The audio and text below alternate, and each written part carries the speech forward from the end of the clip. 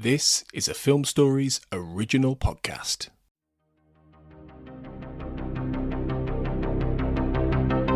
This is Writers on Film, the only podcast dedicated to books on cinema.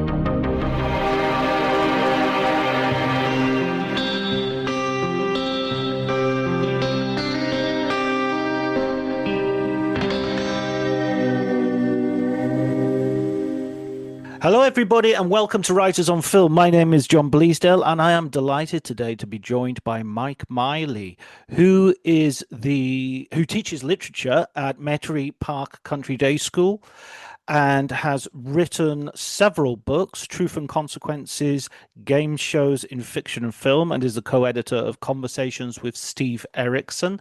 And he has written a new book which we are going to talk about, full title of which is David Lynch's American Dreamscape, Music, Literature, Cinema. Thank you for joining me, Mike. Well, thank you, John. It's a pleasure to be here. I'm really pleased we managed to get this together because this has been a sort of a long time coming, this conversation. Yeah, no, I'm thrilled to do it. It's really great to get to talk about the book and especially in this format. Yeah, the thing that I think David Lynch is one of these subjects. I mean, especially of course because of his recent passing. It's almost like his passing. It's a horrible euphemism, isn't it? His death it feels to me like the end of an era. I mean, we still have a few of them left, but it feels like the door is beginning to creak closed on a certain era of American cinema. Yeah. I think there's like you said, there's a handful. The Scorseses, Coppolas, Spielbergs, etc. From that era. But I guess here there is something unique, even among those people I just mentioned, with Lynch in the way that he's not, I wouldn't describe him as necessarily a self-made auteur or artist. That doesn't feel quite right. But in the sense of someone coming from the midnight movie independent art school circuit and then moving into the studio world and essentially coexisting with the Hollywood machine for the bulk of their career without really compromising any of their signature style, vision, etc., and really in making the industry come to them aesthetically and critically, it's hard to find a more contemporary analog of people who have done that. I mean, you're maybe talking about Tarantino, right? As far as someone who has that kind of a seismic impact on the way people look at, talk about, think about not only movies but the director, and even someone like Tarantino wouldn't be able to do it without David Lynch. I mean, his first movie even has an allusion to Lynch that demonstrates how vital and critical Lynch has been to the idea of American independent film voices and style and things like that. Absolutely, the cutting off of the ear, referencing Blue Velvet, of course. I was thinking the same thing recently about Twin Peaks and how there are so many TV programs, and there's even just a sensibility of what you can do with television that would not be possible without TV. I mean, in the immediate aftermath, we got things like Northern Exposure, for instance, but even like The Sopranos with those episodes, which they did like 3 or 4 episodes with Tony Soprano in a coma, and really went into Lynchian territory. And I mean, I remember thinking even at the time, this is like David Lynch. Yeah. I mean, yeah, so many of those peak TV or prestige TV shows started to think of themselves in those more auteuristy kind of terms that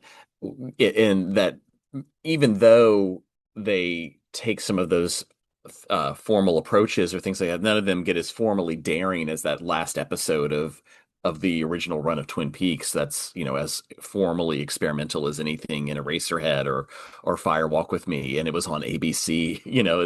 It's quite astounding. And I guess they had a more I'm thinking particularly of The Sopranos, but maybe even other shows that had a more hesitant relationship to the soap opera melodramatic stuff that they were. And I mean, and Mm. whereas Twin Peaks is sort of openly aware of its status as a soap opera and doesn't shy away from that kind of feeling that a lot of the prestige TV puts a lot of effort into hiding or denying the soapier melodramatic aspects of, to their detriment, I think. But uh, but that's just kind of in that bout to be taken seriously, right? They're trying to maybe distance themselves from more of that sentimental stuff where now, like, what are the things that people really love in about Twin Peaks? It is the soapier stuff and the more melodramatic music and things like that. And it's not it's not as in, it's not shameful, and Yeah. because it makes no bones about what it is, right? Where I think maybe those other when those other shows make more sentimental or soap opera-y turns, it's maybe because it's tinged with a bit of embarrassment that they don't need to have. I mean, I'd always think of Angelo Badalamenti's sort of raising crescendo score where he goes up Mm. towards the end of a scene and people start to cry, and Hmm. you know the end of the scene is coming. That music is telling you, it's using the grammar of soap opera and the vocabulary of soap opera, as you say, unabashedly, and it even has.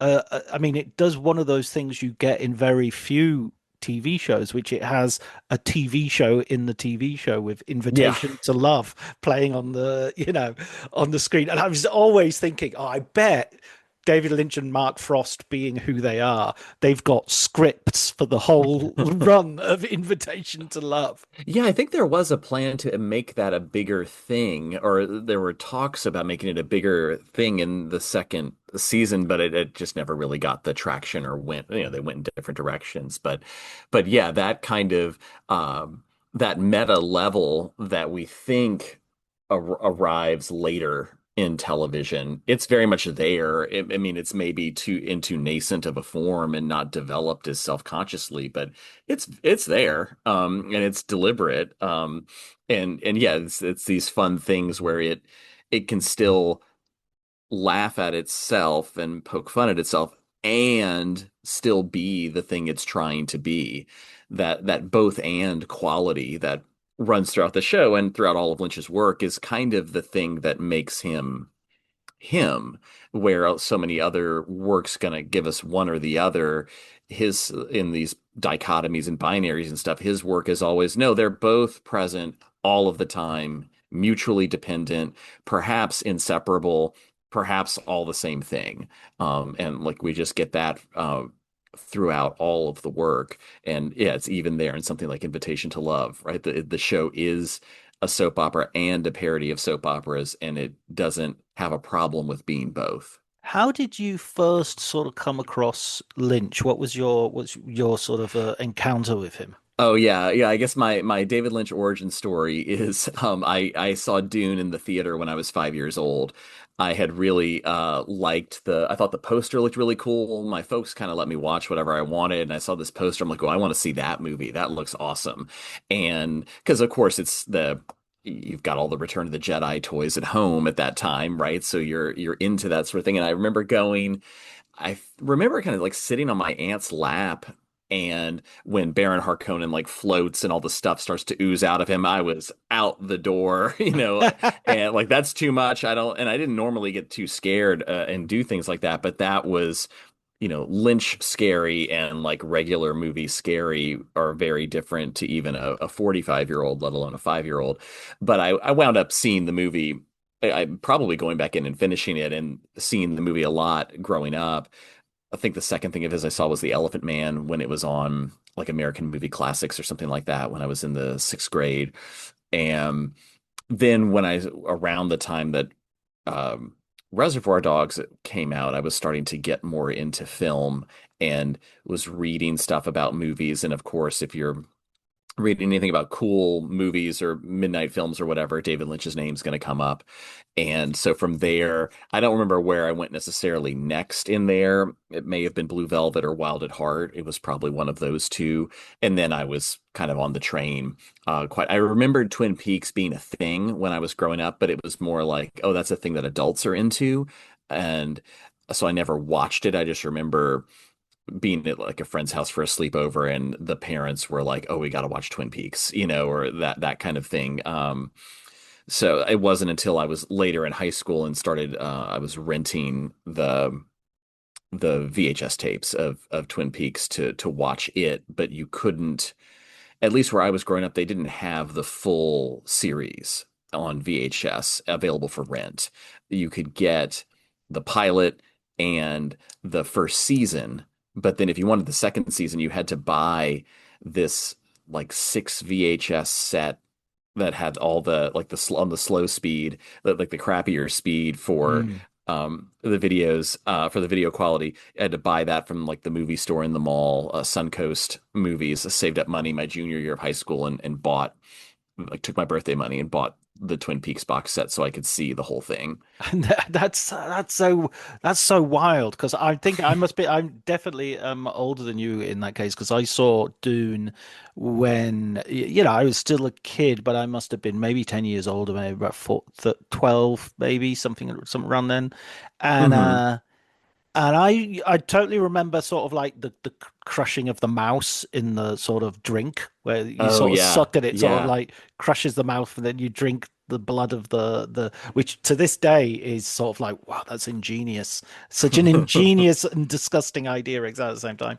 And when it was released, they did quite a lot of publicity on Channel 4, which is our sort of slightly I don't know how you would describe it. It's kind of it's the st it's a it's a commercial TV station in the UK, but it's got a definite remit in its license to provide alternative viewing. So it has to be, Mm. I mean, they would show like American football, which had never been seen before, or Italian football. So American football, Italian soccer, I should say, for American Hmm. audiences. And it would show more artistic. So you would have long interviews with David Lynch, for instance, and they had a Oh, season okay. of his films to celebrate Dune coming out. So they showed Elephant Man and Eraserhead. It must have just been those two films, and maybe they Oh showed some wow. of his shorts. And I remember seeing Elephant Man. I didn't see Eraserhead, and I just thought, okay, wow, Elephant Man really blew me away, and I Hmm. really, really loved Dune. I was kind of and to this day, I have the Frank Herbert novel with the movie tie-in cover, and Oh, cool. totally agree with you that that poster was cracking.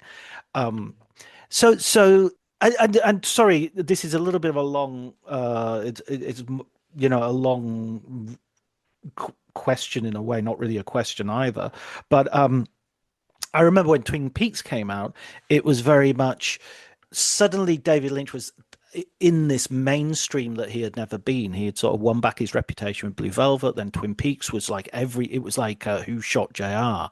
Hmm. Who killed Laura Palmer? It was this really Hmm. engrossing moment, and he was cool. The Pixies were doing covers of Heaven, and he was, Oh yeah, he yeah. was a bit everywhere, and he was. Wild at Heart was going to come out, and that had the sexiest people in it, and was Hmm. violent and scary. And I was like, I must have been 17, 18 at the time that came out. So that has been my relationship with him. Um, just to give you sort of you didn't ask for it, but there it is. But one of the things in the book that you to get back to the book and to get back to Hmm. the expert, not the um you look at this very much through the eyes of sort of intertextuality and the idea that Hmm. Lynch is existing in this cultural atmosphere and is moving around. His artwork is moving around with other pieces of art. I really enjoyed this because I thought that you pick some really different points of view and people points of comparison. So, for instance, Mulholland Drive, it's not just Day of the Locust by Nathanael West, but this other novel which I have read, but a few years ago, the Dream is it the Dream Life of Belle Of so Balso Snell. Yeah. Snell. Yeah, I mean, I initially was because I was thinking, there's some of the connections in the book are more investigating things that just felt like they resonated to me and seemed to make sense, and I hadn't seen other people talking about them, so I thought, oh, well, I've got to see if there's more there. Like that would kind of be the episode 8 of The Return, Cormac McCarthy kind of stuff, where I thought this just from the first moment I saw it, thought this feels like Cormac McCarthy, and just investigating that from there when I saw other people weren't making this connection. Then the other ones are like in the case of the Mulholland Drive and Nathaniel West connection, looking at things that people have mentioned offhand, but don't really delve into any further. Mm. That felt to me like a real oversight. Like, yes, we can name check any apocalyptic or dystopian Hollywood work and say Day of the Locust and move on. And it's just a shorthand for that vibe. But there's maybe a little more going on than that. And then when I started to read the other West novels, I thought, oh my God, these are even more what Mulholland Drive is doing than Day of the Locust. And then when you put them all together, it really is this entire Westian sensibility adapted to film where you can almost look at it like it's an adaptation of West in the way that One Battle After Another is doing something with Vineland or something like that, like or or Cronenberg's Naked Lunch, or something like that. It's this unusual kind of adaptation, and that seemed really fun to me because I know adaptation people tend to talk about it more in a one-to-one or a clearly direct relationship, and there are certainly modes of adaptation that work in that way. But I also think that the way people move through the world and interact with art is seldom that one-to-one connection that is easy to trace out. Or as easy to trace out as an adaptation. And then when you think about it in terms of, I don't get into this in the book really, but Lynch's approaches to transcendental meditation and his kind of bigger senses of just things being in the air, it seemed a really fitting way for just thinking, well, here's how this artist's mind works. And we can see we know the things that were in the air in and popular during his lifetime, and we can maybe see how do these things churn up in his work. And yeah, and then when I found in Balso Snell the useful metaphors that West uses and mapped them onto Mulholland Drive, it it felt so crucial to understanding this kind of approach to looking at the film industry and to how movies work on people and how media works in the modern landscape that it felt really useful to just spend some time mapping that out for people. Yeah, and I think the idea that I had, following his death was that we weren't taking David Lynch as seriously as we used to, Mm, partly because of the sort of the memification yeah. of these great directors as something that we lose when we make them cuddly and we make them into sound bites and jokes, essentially, even though they're affectionate jokes. I would argue that Werner Herzog is one of those who has suffered greatly from this, that people Yeah. know Werner Herzog as a sort of Simpson cartoon rather than as, the director of, Fata Morgana or, Hmm. Hmm. Aguirre. It's, Yeah. it, yeah, it's a real problem. Um, it was really interesting that you brought up West and McCarthy as well. Explain the McCarthy one a little bit because that one maybe people are a little bit less familiar with. Oh yeah. So episode 8 of Twin Peaks: The Return has this extended sequence in the second half of it around the Trinity test of the atomic bomb in the US, and then that in some way gives conjures up not only Bob that's all evil in the world, but maybe also Laura Palmer being sent as a response or an antidote to the workings of Bob. And then there's this segment in the New Mexico kind of neighborhood where this sinister character kind of goes around and takes control of the radio and says this cryptic poem, kind of like the Fire Walk with Me poem, but instead it's this is the water and this is the well. Drink full and descend. The horse is the white of the eyes and dark within. And it like lulls everyone to sleep and allows for this pre presumably radioactive kind of mutant to be ingested by this young girl, who may or may not grow up to be Sarah Palmer. But the when I heard even the first, watching it that first time, when I heard this poem by the woodsman or the fireman, it's the woodsman, right? Mm. He when he said it, it's like this sounds like something Cormac McCarthy would write. And then I was remembering that, oh, the middle volume of the Border trilogy, The Crossing, also ends with a oblique veiled depiction of the Trinity test. And so then I The was sun coming up. yeah, this Yeah. like double sunrise where the Billy Parham, the main character, is like this sort of dazed guy is just sitting in a gas station and seeing encountering this mutant dog, and yeah, there's like the sun comes up twice because the first sunrise is the test, and Mm. this just got me okay. There's a lot of echoes and overlap happening here, and these why like these two artists who are so preoccupied with kind of primordial forces of evil and energy and stuff like that. There's something going on here. How can I show that these works are in conversation with each other? And so yeah, that's what led me down that road. And yeah, and it gave me an opportunity to spend a lot of time with two things that I really like, like The Crossing, and then with Twin Peaks: The Return, and yeah, so that's kind of how I arrived at that connection.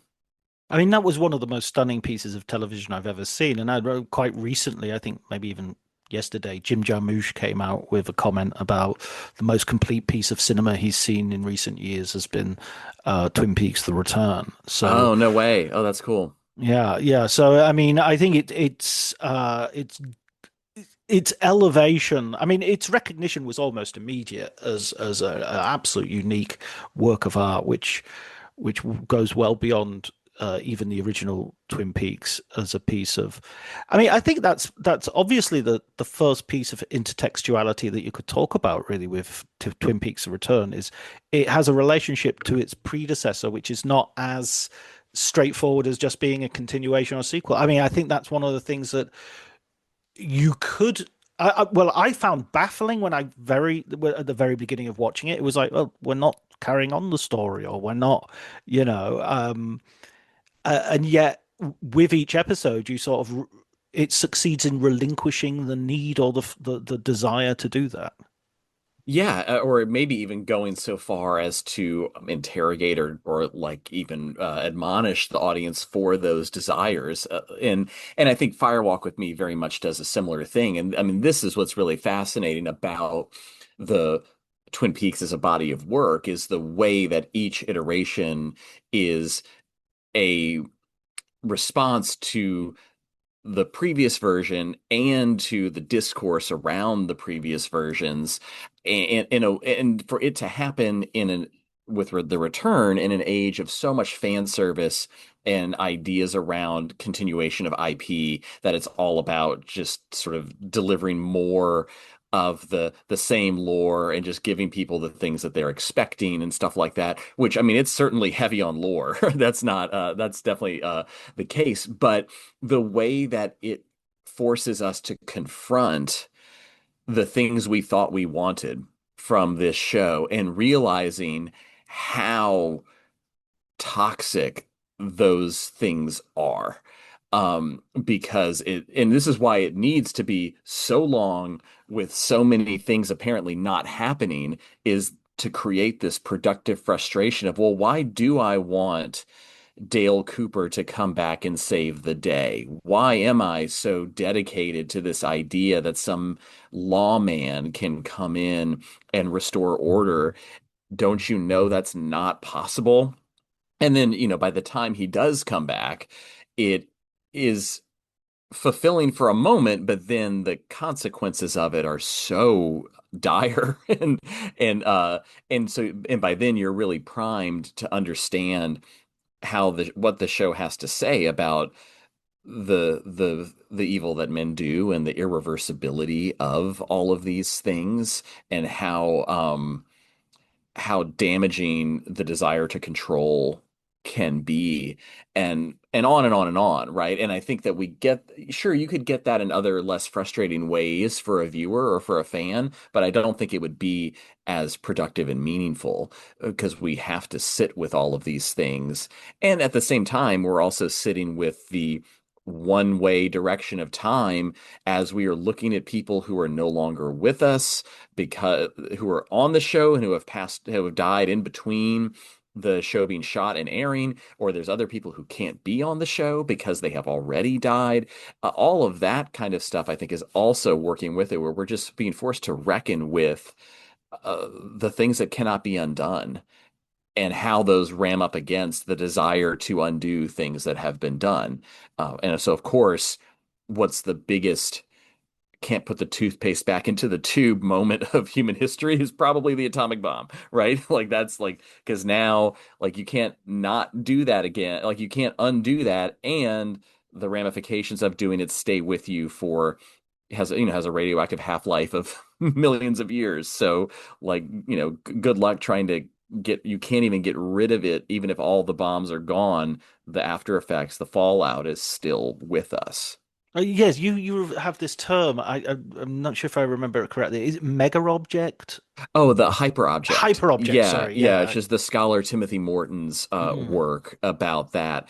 And yeah, and Morton's work mentions things about Twin Peaks in there. It mentions Bob as a hyperobject, and but it was all written, I think, prior to the return coming out. And so I'm extending Morton's discourse about Mm. this to incorporate another hyperobject in the book about the atomic bomb or nuclear fallout. And yeah, it's looking at these things that are so big, vast, and all pervasive that we have no real way of talking about them in real terms. It's all, and I mean, the nuclear fallout is an abstraction to us, basically, in the same way that like the I think Morton uses the example of like the Florida Everglades or something like that. It's just too massive to talk about as a single entity, even though it is. And so here we look at how Twin Peaks kind of uses that logic for everything, right? It just about the all and how these single entities also have this all-encompassing nature that affects everything around it, and that you can't separate but and it also can't forget about because now suddenly once the bomb is in Twin Peaks The Return, it's in every episode of Twin Peaks from the ABC show. It's the way it's contextualized forces you to now blanket it over everything in a way that is really profound and really upsetting, but also brings you back to, well, that's how it is in this world too, right? That's not just in the show. That is the nature of our lives after 1945. And in a sense, that's also the sense of intertextuality that you don't necessarily have to Mm. show that, David Lynch read Cormac McCarthy. It's just that they're both responding to the very fabric and texture of post Trinity existence. Yeah, yeah, that's right. Yeah, or even like in the music section of the book that talks about something like a teen tragedy ballad in relation to Twin Peaks, there's no teen tragedy ballads on the soundtrack to any iteration of Twin Peaks, yet the narrative style and substance of that kind of music that Lynch grew up hearing is what Twin Peaks is, right? It's the teenage soap opera of death and of untimely early death and the Yeah, tragedy and grief that surrounds it. And so, yeah, it doesn't need to be on the soundtrack to because it's there. It's in the air, it's in the world. This is a way of a narrative way of dealing with these things that it's a genre unto itself that Twin Peaks is participating in. Yeah, I mean, the Shangri-Las were invented by David Lynch retrospectively, I think. I don't think there's any doubt about that with the motorcycles and Yeah. you Yeah, I know. mean those are some of a lot of those songs are like little movies or radio Mhm. plays. They have all these sound effects, the sort of the breakdown bridge that almost has wind blowing through the trees while someone talks. It's like where they're not singing anymore. It's Whether when I got out of the car and I looked for Eddie, or whatever. Yeah, whether he heard me, I'll never know. Look out, look Yeah. out, look out, look out. Yeah. Yeah. Leader of the pack, the best, the one of the best songs ever. I mean, that's Such a Hamlet right banger. there. Yeah, Yeah. absolutely, absolutely. I mean, I think this goes with his method, and we can sort of skip back a little bit and talk a little bit about transcendental meditation as well, because Sure. there is an element I feel when I first watched Eraserhead. I remember there's a bit where Jack Nance steps into an elevator, and I almost thought to myself, I'm really going with this. I hope the elevator doesn't move immediately. And it didn't. And then the doors closed and then he goes. But there's this sort of three beats Yeah. of lateness. And I felt that I had somehow caused that to happen by wanting that little and it feels like there's this interaction between the viewer and not all viewers. Obviously, some people feel, just get frustrated or disgusted or run out. But there is a sense of like, I'm gonna take you so far and see how far you'll come with me. Hmm. And there's a back and forth. And I thought in that episode of The Return, the one we're talking about, I think it's episode 8. Hmm. I watched it very recently, and there's the bit where we go into the bomb and we just have like electrical sparks and ash and we're just moving and it's like 2001 aspects the Stargate sequence, Hmm. and Hmm. we're just going in and in and in, and it felt like my monkey mind has gone silent, as the TM handbook would say, and I'm approaching a point where I'm just receiving now. I'm just, Hmm. which is dangerous because then receiving later on in the episode becomes exactly the way that you might receive something you don't want to receive when the Hmm. woodsman recites his poem. So it's oh man. Yeah, I mean there is a disarming, yeah, the some of your intellectual faculties are sort of awed into submission or silence, and you have to watch it so many times just to get past that experiential sense of awe that comes from this freaking moonshot of a of a narrative leap that and the amazement that it's getting pulled off, and then you've got to try to figure out, okay, yeah, what is this doing to me and why? And yeah, now you're bringing up something interesting. How is it different from the the woodsman's lullaby of sorts that that puts everyone to sleep? Yeah, and that's the I mean, like I've been struck by the juxtaposition of like the Dune line, "The sleeper must awaken," with the Return line, "We live inside a dream," and it's like those two poles in some ways seem to be what's always happening or being shown to us, is that we live in a dream and we need to wake up and realize we live in a dream. That I feel like that's some of the stuff that's happening there. Yeah, I mean, we need to wake up, but at the same time, well, it's a yin yang, isn't it? It's we Hmm. need to wake up and then go back to sleep again. I Yeah. mean, Yeah. we can't have one without the other. We can't, we can't have dreams unless we sleep, but they make no sense unless there's a waking world to which, to compare with which to compare them. Yeah, and I guess like his work and Twin Peaks in particular is maybe constructing for us a way to distinguish between those harmless dreams, or helpful dreams, and the harmful ones, which, like, the town of Twin Peaks is living in the original series. They're living in a dangerous one, right? They're living in Mm. this dream of nostalgia, of the Eisenhower era, when the yellow light means slow down instead of speed up, all of that kind of stuff that has facilitated this blind eye that can be turned by everyone to the very horrific trauma that is happening inside the Palmer household and in other parts of town. In the same way that people, that 50s idea of America has put people into a slumber to not recognize the horrific stuff that dream was built upon, like the atomic bomb or something like that. And so the show is helping people kind of distinguish between those different dreams so that hopefully they're not getting duped by those more harmful dreams in their own lives, but that how does one access that awareness, that consciousness, I guess would be through some kind of dream state that delivers greater insight. But RingCentral will completely transform the way you work. It gives you built-in AI across all your business conversations. Your phone system has an AI receptionist that answers calls 24/7. Your video meetings have AI that takes notes instantly. Even your contact center has AI, so you can help customers faster. It all comes together in one reliable platform for effortless AI communications. See for yourself at ringcentral.com. RingCentral, voice of your business. that it maybe fits into that thing you're describing of kind of waking up and then going back to sleep and I guess dreaming better or dreaming differently afterward. Samuel Beckett style. Yeah, right. Yeah, exactly. Yeah. I caught it. I caught your intertextuality. The idea that you also bring in one of the chapters of children's literature is interesting, because that is in a film which, to some degree, I think, do you refer to it in terms of Blue Velvet, correct? Yes, that's right. And that was a film that I think Lynch himself had sort of described as a sort of Nancy Drew mystery, or one of the reviewers did. I think it might have been Lynch, though. He mentions the Hardy Boys. That's right. Yeah, not Nancy Drew, the Hardy Boys. Quite right. And many people will sort of think, "Oh, wait a minute, how is that a child?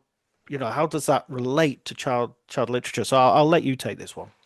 Oh, yeah. Well, I mean, I guess from a great enough distance, where you can't see maybe all the R-rated stuff, all the narrative tropes and moves and things that are happening in Blue Velvet are your basic childhood quest tale I mean, I guess some of it is maybe Joseph Campbell-y sort of stuff, but I think that Jeffrey, encounters a strange object on the edge of the dark woods and decides to go inside and encounters, true evil and wildness that he discovers is also inside himself. And he's got to come back after he slays the dragon or whatever and come back restored and reformed. And I like the way that, from a really messed up angle, Blue Velvet's a fairy tale. It's a fable. And I think it kind of, in some respects, makes no bones about that. But it's obviously a whole lot darker and more disturbing than your average childhood bedtime story. But then again, so is Maurice Sendak's Where the Wild Things Are, right? The contemporary response to it was, this is too dark and scary for children, right? This is a little too psychologically real and gritty. And obviously there's differences of scale between the horrors in Where the Wild Things Are and those in Blue Velvet, but I think they're kind of following the same template that can be mapped onto each other. And certainly the Freudians and the Lacanians have fun with Where the Wild Things Are. They also have a field day with David Lynch, right? So there are these kind of echoes and harmonies that are happening there. But it just got me kind of thinking about, okay, if we do take this, I mean, it's almost like an offhanded joke, like, oh yeah, Blue Velvet, what a great children's story. But like, what if we take this joke seriously and investigate how it does play with the traditions and the formulas of a children's story, and uses them maybe to some different ends, in perhaps the same way that Sendak does, where they both challenge our ideas about what the fantasy world and what the real world is, and what it means to what if when we confront our wildness, we don't actually vanquish it, but maybe come to terms with it or bring it back with us in different form. Because I don't think that either of those stories, when they return, they don't return like, oh, and everything's back to normal and all the wildness is gone and the monsters have gone away and all of that. Like they come back with a real sense that the new order that's been restored is cannot be put back together again. It is tenuous, and that wildness will return, and because it was always there to begin with, and we just couldn't see it. In the same way that underneath the ground of Lumberton, it's always there, right? If anything, it's the fertilizer creating the thing that we're saying is the not wild stuff. And so I thought all of that was like an interesting way of understanding Lynch's approach to some of these so-called opposing forces of darkness and light, or good and evil, that wildness and tameness and things like that. I think let's just talk about it in the same way that we talk about children's literature, and we wind up having a really interesting conversation. Yeah, and even if you don't go so far back that you can't see there are R-rated stuff, but instead go into it. I mean, Dennis Hopper is going mommy, mommy as he's Yeah, right. During Right. a horrific sexual assault, but at the same time, the fantasy he's playing out is trying to sort of conflate, crush, smush together his need to return to the womb and his desire to go into the vagina. And what Jeffrey kind of is learning is that there's a side of his sexual identity which isn't being a nice guy. He's turned on by not being nice, and that makes him question his whole moral identity, really. Yeah. Yeah, right. And he's there on the on the precipice of adulthood without a father to guide him, and he's, going to be pulled back and forth between I mean, I'm oversimplifying these things here, but like the nice girl and the bad girl. I don't think you're over. I mean, the film Yeah. invites you to oversimplify it. I mean, Yeah. when he goes to Laura Dern's father's house, her father is wearing a gun, even Yeah. at the house. It's like I am the law with a capital L. You can hear Slavoj Žižek sort of literally drooling over the image. Yeah, and what's fun too is like and this took me a long time to realize, like, Sandy's a little like not as good of a girl as like we're so wooed by the surfaces and by the way it's presented to us, but like she listens in on her dad's conversations. She's, totally going into these things with Jeffrey. Like they're both like they're not the squeaky clean good kids, right? They're freaks. Right? Yeah, Like, absolutely. like they've got some interests that they are pursuing that they don't think of as being dark, and then they kind of find out, oh wait, yeah, um we went a really long way to find out we were always at home. Yeah, I mean, Right. she even says, "I can't work out if you're a detective or a pervert." I mean, Yeah. that's obviously in her head that he could just be getting his jollies.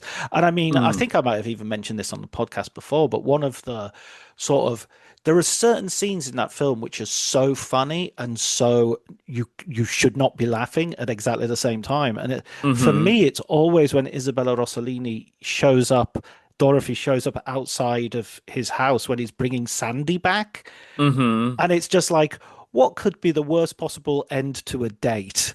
Yeah. And it's a naked woman showing up covered in bruises and shouting, "He put his disease in me," you know. Yeah. Uh, Yeah. it's so terrible and so funny it's just I must have a sick sense of humor, but that cracks me up. Yeah, I mean, no, I think you're right. I agree with that. And I guess you've probably seen The Squid and the Whale, right? Where Noah Baumbach uses that very thing to great humor, right? Where the Jeff Daniels character, the father, says, oh, what movies are playing tonight? Oh, there's this movie, Blue Velvet, should be interesting. And he takes his son and his girlfriend to it, and it's a hard cut to her screaming, "He put his disease in me." It's like, yeah, that's a great date movie to go with your parents too. Great, no notes, right?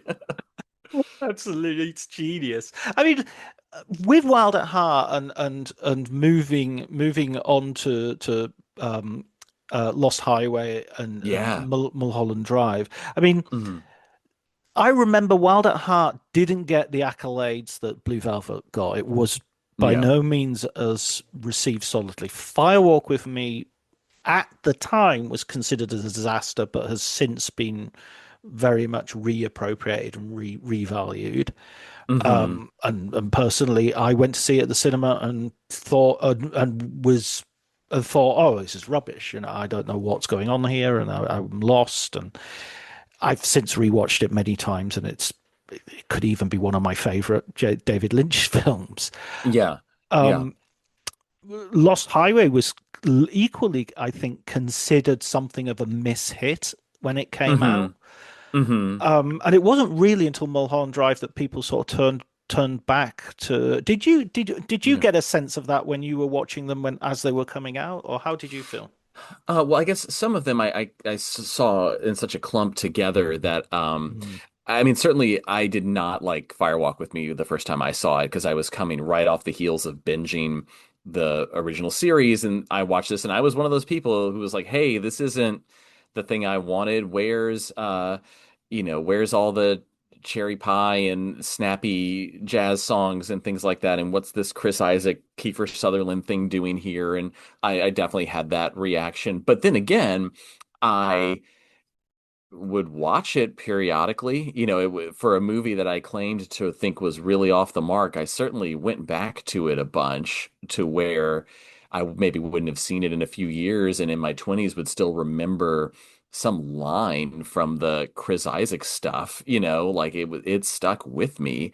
And then of course, watching it again, getting ready for the return to come out, I thought, oh wow, this or just every time I saw it, I thought I appreciated it a little bit more, and to the point where now it's not my favorite David Lynch movie, but I wouldn't argue with anyone who says it's his best or most accomplished.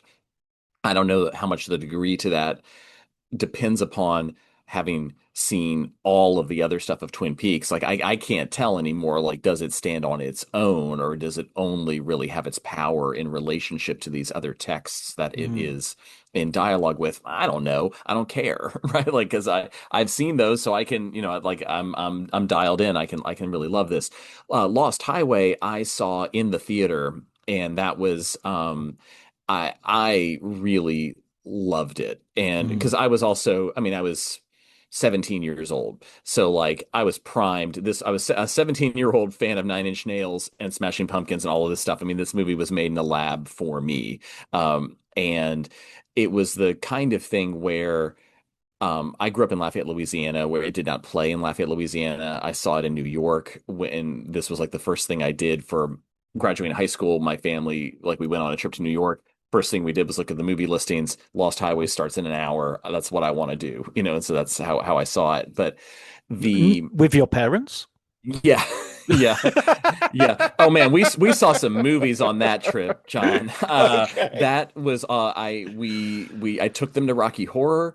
I took them to Pink Flamingos because it was having its 25th anniversary Oh, re-release. wow. My mother loved it, uh, and I took them to Cronenberg's Crash, which was also in theaters.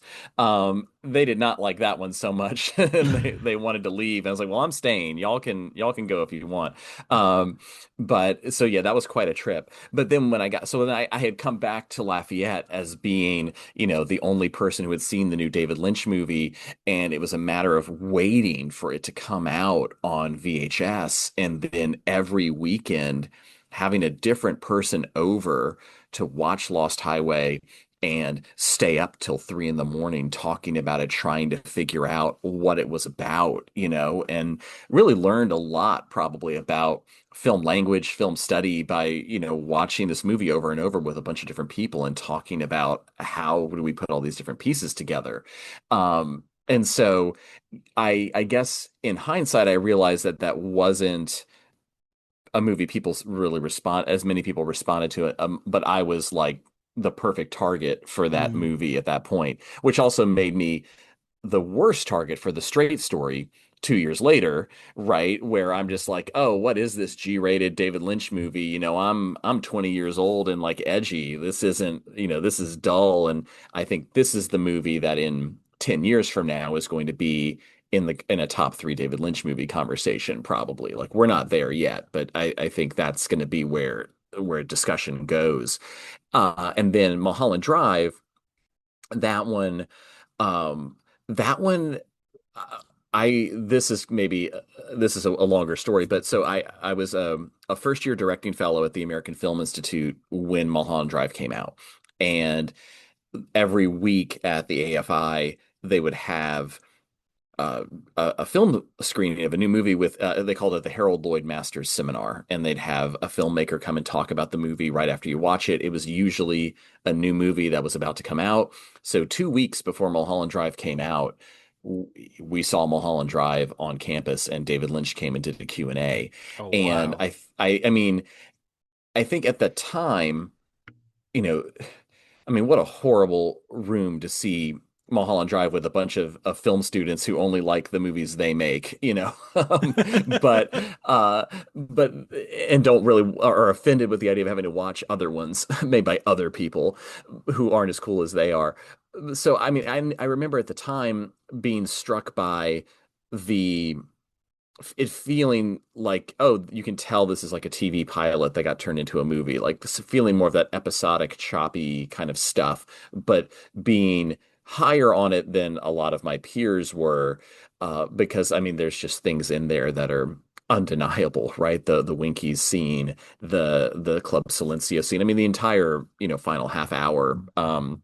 Is probably the most devastating half hour in movies, apart from like Woman Under the Influence or something like that. And uh but then because I'd seen it early, then of course I had to take my wife later. It's like because she was a big Lynch fan, like, oh, we got to go see this movie. And that one pretty clear from the beginning, oh, okay, this is a great one. And then so yes, I had responded pretty strongly to those. And of course, I think Mulholland Drive's esteem has only grown since Mm. it has come out, which is kind of remarkable because it was pretty universally hailed when it arrived, and it's only risen since, rightfully so, right?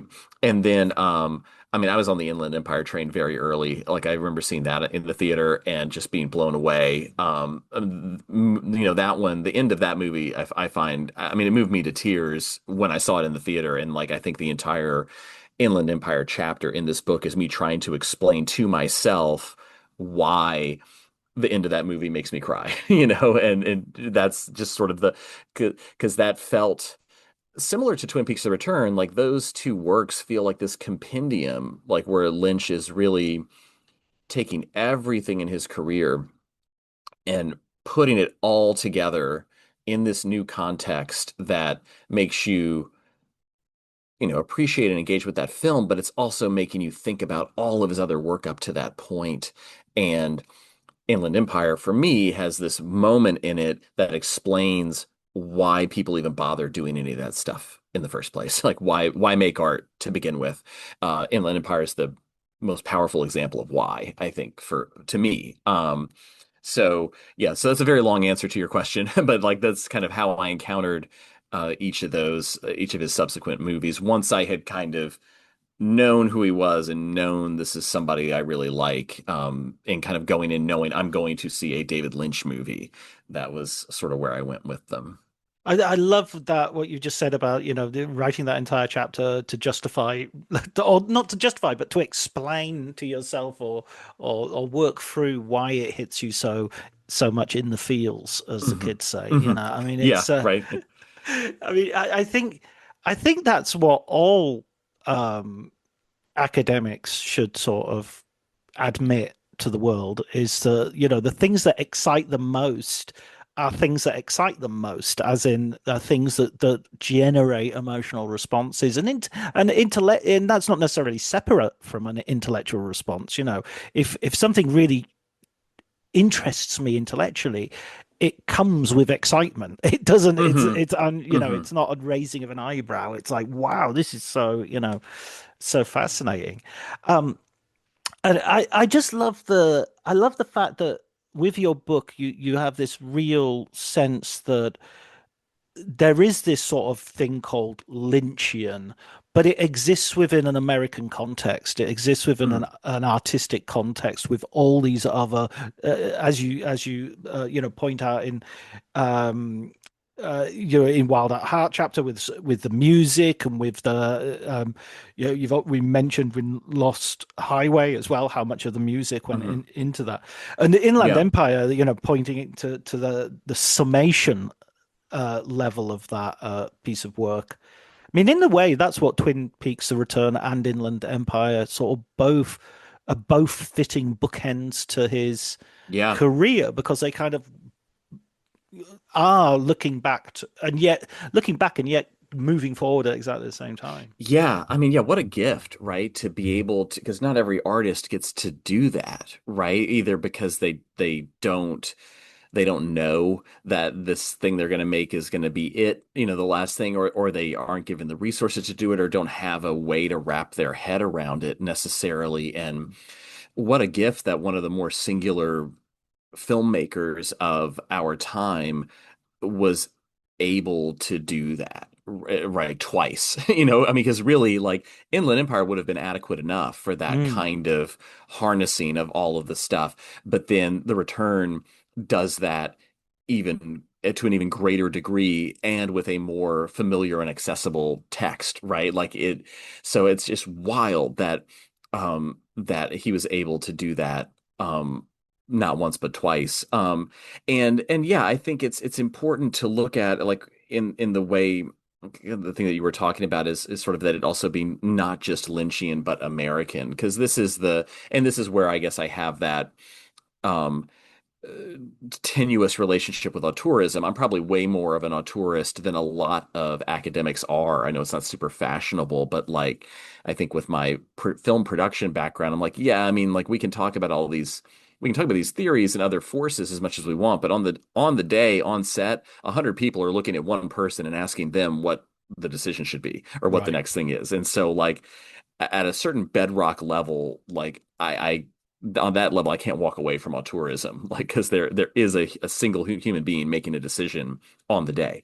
But at the same time, there's all this other stuff swirling around, of course. And this is where Lynch, I think, is really useful, because in just writing about it all as Lynchian, as you were, kind of mentioning, that, like, we've got to go beyond that, right? Because he doesn't exist in a vacuum. As much as people want to say he's like Jimmy Stewart from Mars, or everything is sui generis, like it just came out of his head, or like the trailers say, like, from the twisted mind of so and so, like that kind of stuff. I feel like that's the thing that is maybe the dangerous side of auteurism, like thinking that these people don't exist in a context, And what's so amazing, though, is that what we call Lynchian is this post-war American context, to the point where he might be the most adept and authentic and effective chronicler of the post-45 American imagination.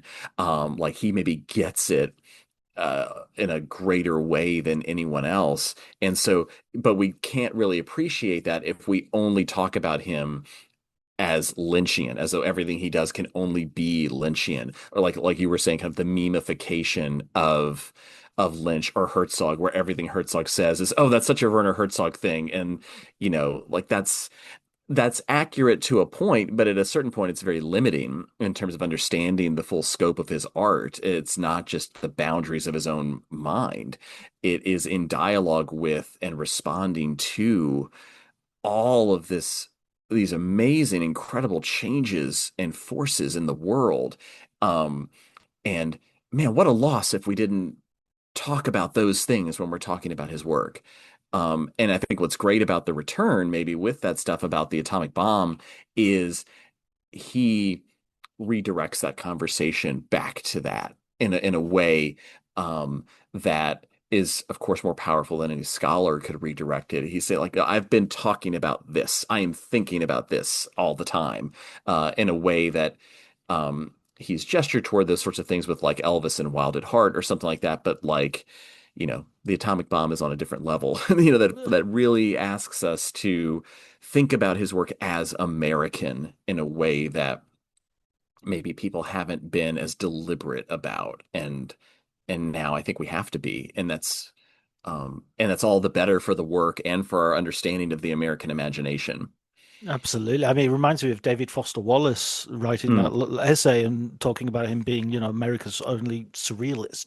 It's real, but he is America. He belongs to a place. It's not like he's a European filmmaker. That he isn't. He's highly influenced by Europe as well, but he's his feet are firmly planted in his native soil. And I mean, another thing that just popped into my head when you were saying that as well is how can we watch this, and then we see Oppenheimer, and then we see, and we go, oh my God, he's kind of picked up on something that is still in the air, and we're still, as you say, it's a hyper object that we're still dealing with today. And in a way, it's kind of the return of the repressed Oppenheimer. It's something we haven't talked about for too long, and now we got Oppenheimer, and now we've got House of Dynamite, and all of a sudden it's sort of like, okay, it's right in the forefront of our minds again. Yeah, well, and I'd be curious, yes. And it's all happening around the time of, having political leaders who are suddenly more interested in pushing the button, right? Or the mechanics of the button. Yeah, it feels, some of it does feel truly like a return to when I was growing up in the 80s, and there was so much more nuclear fear. I'm thinking of like Red Dawn, Amazing Grace, and Chuck, these other war games, right? These other films at that time where it's like, oh, wow, we're worried about nuclear war again. Like, why? It's like, well, look around, like that. And so there's some of it, I think, that's true. Like, these things are now just back in the air. And yeah, we had kind of we'd fallen asleep had forgotten about those things for a little bit. And then when you wake up and realize, wait, this stuff is around, we still have this. That's frightening. That's nightmarish. That's surreal, but it's also wholly American. On Russian state TV, there are chat shows where they're talking about, it takes 10 minutes for us to drop a bomb, for a missile to arrive in London, Then that comes out. I sometimes think we're even more we're as awake as we are. I think the sense of being on the brink happened like a few years ago with the beginning of the war in Ukraine, the Russian invasion of Ukraine. There was a sense that's the closest I felt to the 1980s since the 1980s, since the early 1980s. That sense of how far should we push the Russians? Wouldn't surrender be better than suicide? I mean, that's what House of Dynamite is essentially about. Wouldn't it be better to be attacked and not start the World War III than be attacked and start World War III? I mean, it's crazy. It's crazy. Crazy times, Mike. Crazy now times. It's dark. Oh yeah. Well, there's water and there's a well and there's a horse. The white of the eye is the horse. Somebody somewhere is lying on the floor here with blood. Right. Yeah. They're just trying to get away, listen to a nice little film podcast to get away from everything. It's like, nope, sorry. Yeah. Sleep with your mouth firmly. Yeah, closed. we got an hour through, so that was we held off. We fought we fought against it for a while. Listen, Mike, I absolutely love talking to you. It was such a joy to talk about David Lynch. It's such an enlightening and new way. It was really interesting. It was a great book. I'll put a link to it in the show notes. Thank you. Thank you for joining me, Mike. Really enjoyed it. Yeah. No, I had a great time talking to you, John. Thanks so much. I appreciate it.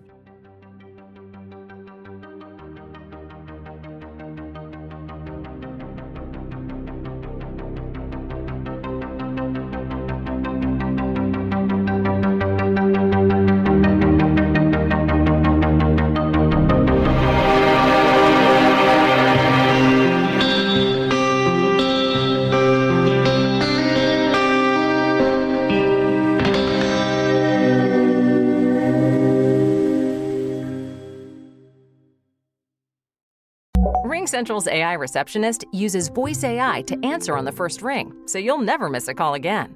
In just a few minutes, you can personalize your own AI receptionist to answer questions, route calls, schedule appointments, and even send texts in multiple languages. Plus, it's easy to scale. Create unlimited AI receptionists across any phone system. It's all powered by one reliable platform for effortless AI communications. See for yourself at ringcentral.com. RingCentral, voice of your business.